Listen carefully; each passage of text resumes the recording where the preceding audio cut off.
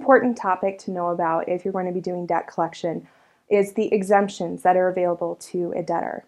As always, if you've never practiced in this area, I'm going to remind you, you need to read the FDCPA, the Federal Debt Collection Practices Act, and Chapter 537 of the Iowa Code, which has the Iowa version of that act. So you can make sure you aren't violating a debtor's rights with how you communicate with them. I'm going to talk first about wage exemptions. Federal law has an exemption in place that covers the total amount of money that can be taken from a debtor's paycheck, any given paycheck, for all creditors. Generally, that's 25%. If the debtor's making minimum wage, it might be less. Most people today, though, are making more than minimum wage on a standard paycheck. So you're really looking at that 25% number.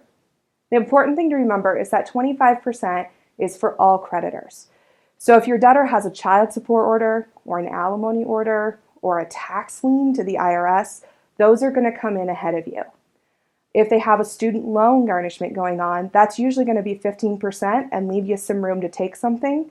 But if it's child support, if it's alimony or taxes, and it wipes out that 25%, you're not going to get anything, and you're not entitled to anything. They're allowed to take home a certain amount of money to make sure they can live. Now, if there is money available in that 25%, it's a first come, first serve among all the general creditors. So if you get your execution served before somebody else, you're the one who's going to get that money. Iowa also has exemptions to help cover debtors' wages. Iowa looks at it on a per creditor basis. Each creditor can get up to 10% of the person's wages depending on what bracket they fall into. To find those brackets, you're going to want to look at Iowa Code Section 642.21. Now, if they make less than $50,000 a year, you're going to be looking at those brackets to see what you can get. It's going to be anywhere from $400 to $2,000. If they make $50,000 a year or more, you can get 10% for the year. And that is per creditor. There's a Supreme Court case that makes it clear that it's not per judgment, that it is per creditor. Now, if someone has an extraordinary situation, they can file a motion to quash and they can argue under Iowa Code 630.3a that the court needs to determine their income and that they need extra protection. If that comes up, be prepared to argue why they don't need extra protection. Everyone has bills. Everyone has a utility bill. Many people have children. That section is meant to protect people who really do have an extraordinary situation like emergency cancer bills and that kind of thing. It's not meant to protect people who just have overspent and maybe want to pay other creditors ahead of you. Wanting to pay other creditors, general creditors, ahead of your client is not a sufficient excuse. If you want more information on how those exemptions work together, there's a really good Attorney General opinion. It was by Attorney General Jay, and it was issued in, I think, the 1980s. It's really easy to find that in the listing of Attorney General opinions if you just do a search.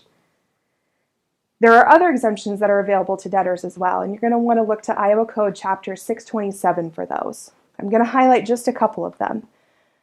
If the debtor has a vehicle, technically only $7,000 of that value is exempt. So you can look at that and you can think, oh, this is really tempting. Generally, though, you're not going to get it if it's their only method of transport or their car. So I don't advise going after vehicles. Number one, you don't know what kind of lien is on it. And number two, if it's their only vehicle, they're probably going to win a motion to quash. The other main one to talk about is what I call the wild card. It's a $1,000 cash exemption.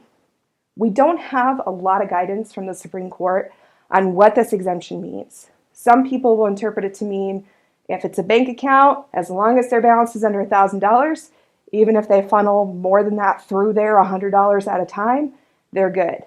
I don't think that's how it's meant. I think it's meant to be $1,000 and then you're done. But unfortunately, we don't have any good guidance on that. And a lot of banks will interpret it however they want or however their attorney has told them. And different judges and magistrates throughout the state of Iowa may have different interpretations. So just be prepared that that one may come up and you may need to do some research on it. If the debtor has $200 in their account and that's all that's going to be in there, you're probably going to lose it.